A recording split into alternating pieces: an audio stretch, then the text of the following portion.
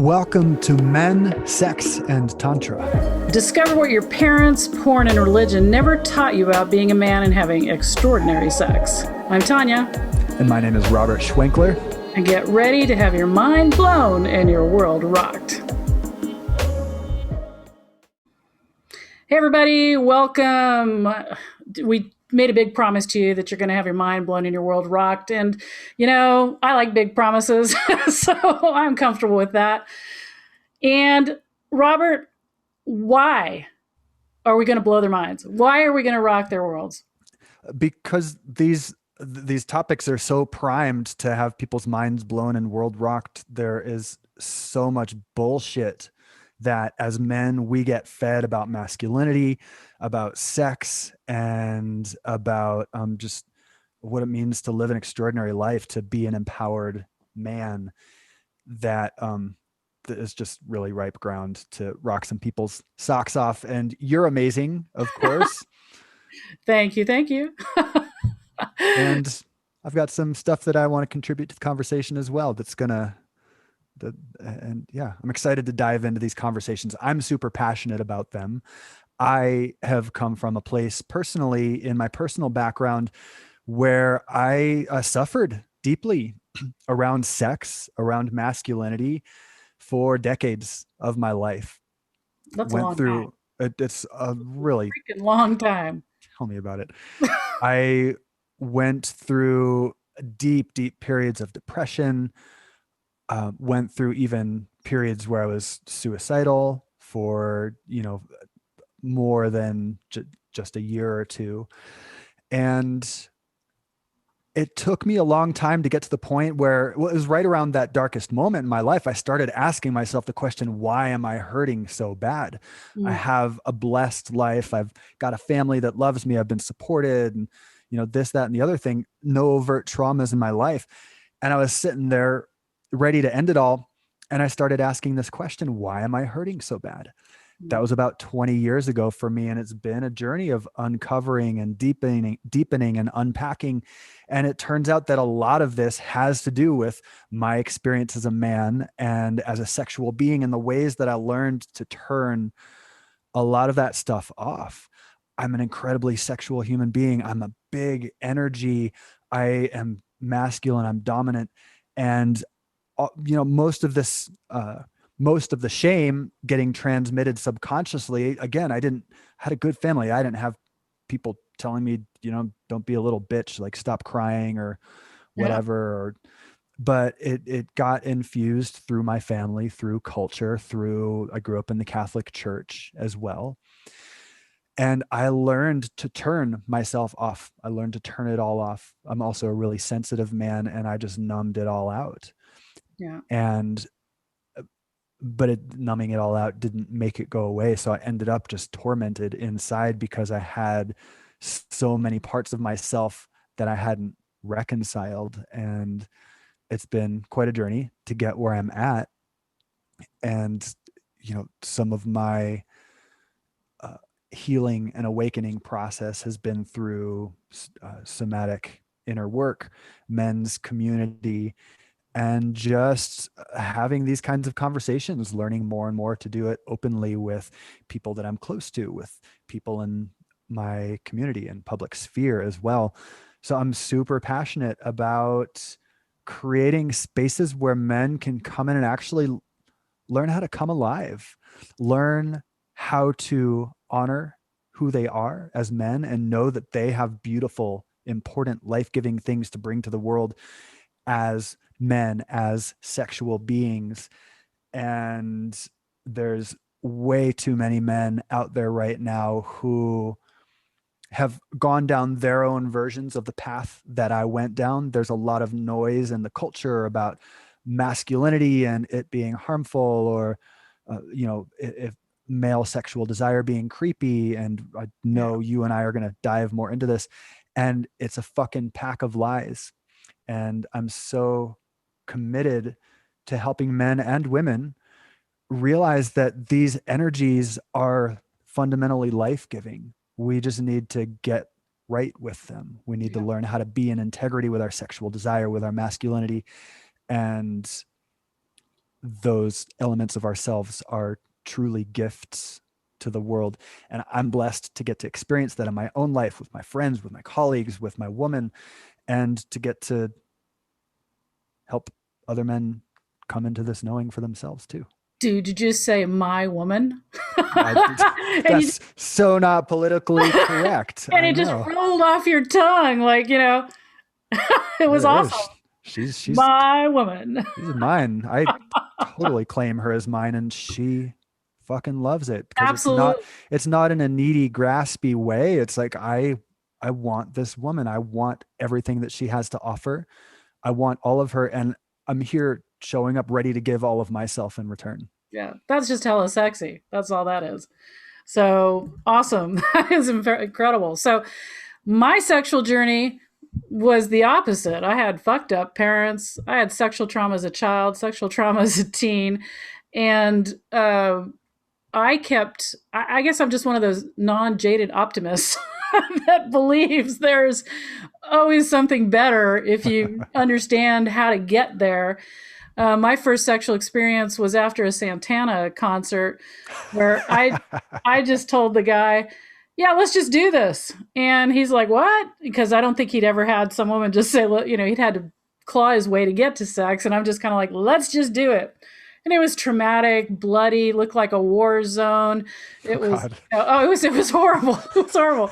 And I got in the car, started crying as I went home, and I wasn't crying because I had some expectation of the, Hollywood version of like, oh, and they, their clothes fell off and they came together and everything was wonderful. I was pretty realistic, but just this kind of sadness of this act that could be so disconnected. Mm. And he called me the next day and he goes, "Are you okay?" And I'm like, "Yeah." And because literally, like, I was bloody from the waist to the knees, so his bed must have looked like things were killed there. And I said, "Yeah." And he goes, "It does get better." And I'm like, "Dude, it would have to. Nobody would ever do it again." Just like, But what I realized in him calling me and saying that is that he really did care. Mm. Like, we weren't in love. Nobody was feeling that. But I could feel his desire for me to have an experience that was different than that. Mm. Right. Yeah. Yeah. And so he said, "Do you want to try it again?" And I'm like, "Well, yeah, okay, give me a few days." Right. And so, try it again. He brought some other skills to the table, some hands and some mouth and different things like that. And, it was like, okay, yeah, that was definitely better. And then I had other sex and it was better. The act was better, but there was like something missing. And that took me on this lifelong journey of what are we really looking for when we have sex? Mm. What do we really need when we have sex? How do we express ourselves with clarity and empowerment? And, I feel awesome when I'm aroused. And I don't just mean aroused in my genitals, I mean aroused through my whole freaking life. And that sexual essence that we have, that sexual turn on, you can use it for productivity. You can use it to clear blocks from your past. You can use it for every freaking thing you want. And we're taking this amazing thing and we're making it so tiny and Mm-hmm. so small. So Yeah. from that journey, I ended up exploring Tantra with an actual lineage master, which is very different than the Neo Tantra that we hear about here in the West. And energy mastery is really at the core of that. And so that made sense more to me too. It's like, oh, well, what we're really searching for is this energetic connection, along with the physical connection, along with the emotional connection, right? Mm-hmm. So we're looking for multi layers of connection.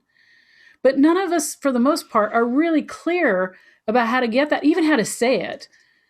Or That, even that, like, I think some part of us always knows that it exists, but it's right, maybe only like a tiny whisper somewhere subconscious, when all that we're presented is, drive through variety sex. right. Some part of us oftentimes knows that there's more, but it's like not even consciously necessarily. Yeah, it's just this inner kind of like I understood that men really desired to please me. I mean, Yeah. even if they weren't in love with me, just the act, whether it was because their ego wanted to make sure they were good lovers, whatever it was, but I felt like it was something deeper. And that quest just kept me going through a Mm. lot of sex, through, let me say that again, a lot of sex, through a lot of experimentation. If it's consensual, I've probably been there, done that. I love the act of sex, just the plain out physical, raw act of sex. I also, when I found it, that deeper connection of intimacy, and then even deeper, that connection of subtlety in the spiritual aspect of sex. So that journey through my life, one thing has always been clear is I absolutely adore men. I think men are more sensitive than women. I think that they're actually less emotionally resilient than women. I think they get less education around sex, really. They get the kind of education they get's limited. And I really feel like if men knew, if they had the roadmap, if they understood, they would 100% jump in and be there. But you know that recently I did a Facebook wall, define intimacy. And it's crazy. Like people talk about it all the time. Nobody could actually define it other than the union of cosmos with the microcosm of the being of the whatever. What the fuck does that even mean? Yeah. So, How does a guy translate that into, how okay, does how do I anybody help? translate Yeah. that?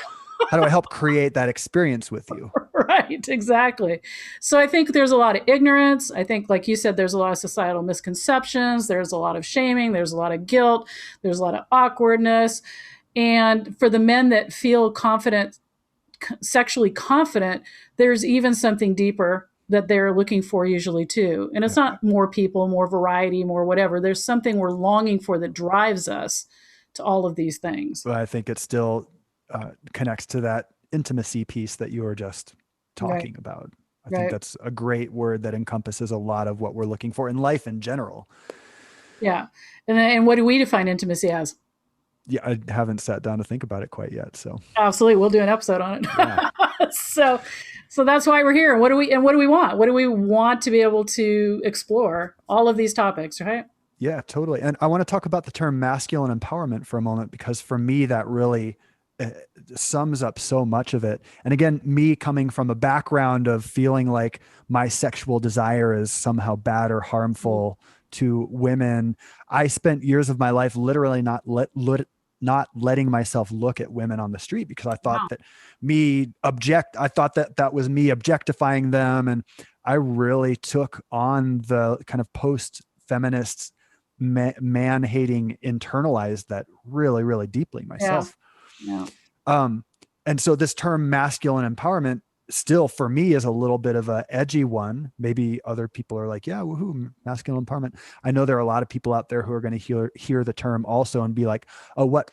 Well, men have been on top for 5 millennia, and now women are just starting to come out. You want to put men on top again? And it's like, no, let's be honest about what the term empowerment means and what it does not mean. Empowerment does not implicitly mean that for me to have empowerment, it needs to be over you, that it needs to be non-consensual, that it needs to be a non-consensual hierarchical relationship.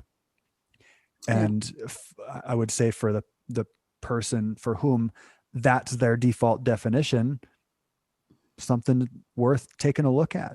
What kind of a world I want to create is the one where empowerment means I'm inhabiting my full capacity to make a difference in the world. I'm inhabiting my full capacity for joy, for my own sexual pleasure, to create pleasurable, beautiful, powerful experiences with other people.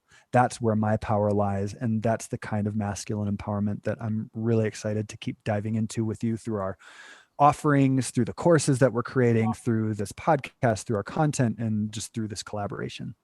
Yeah. And I think that the the idea that having power over somebody is the only way, like you said, to get something done. The Mm-hmm. fact that men right now, when you said men are on top, it really struck a chord in me, and the fact that men have been on top, so to speak, of like work and these types of things, right?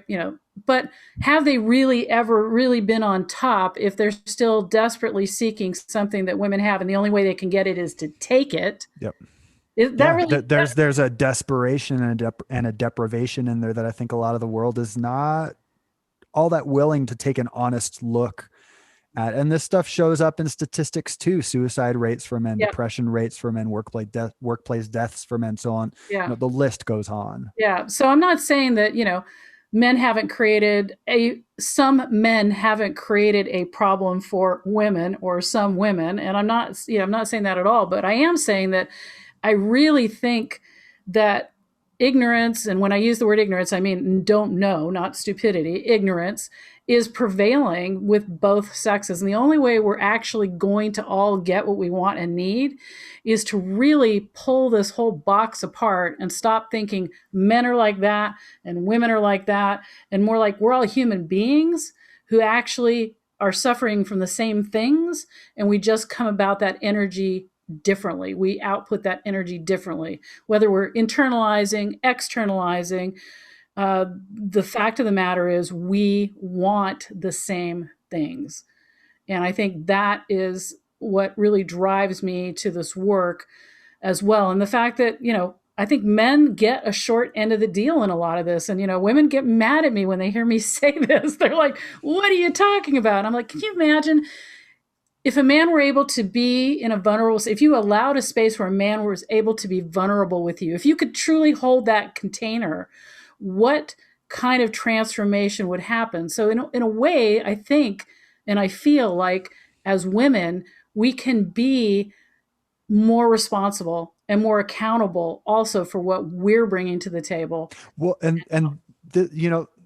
this gets into a touchy area because there are a lot of women out there who have had the experience of continuing to like give and try in relationships that were abusive.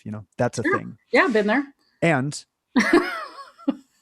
the flip side of that is that women have a tremendous amount of power to create change in men. Absolutely. And like you're living proof of that, and it's why I'm teaming up with you. And I'm surrounded with women like this who genuinely love men and who know how to evoke beautiful things out of men. It doesn't happen through resentment. It doesn't happen through micromanaging. It doesn't happen No. through continuing to try to like scratch and claw and get what Nagging, you, yeah. nagging.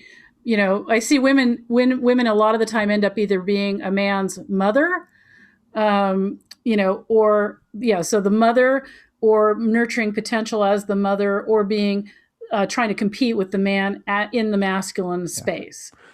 None of those And things work. yeah. And the capacity that women have, like the power that women have. And I think that this is something, not I think, I know that this is something that gets lost a lot of times in this conversation, almost always, is that women hold a tremendous amount of power through learning to, do their side of the work, like you're alluding to here, and recognize the stuff that they're putting on men.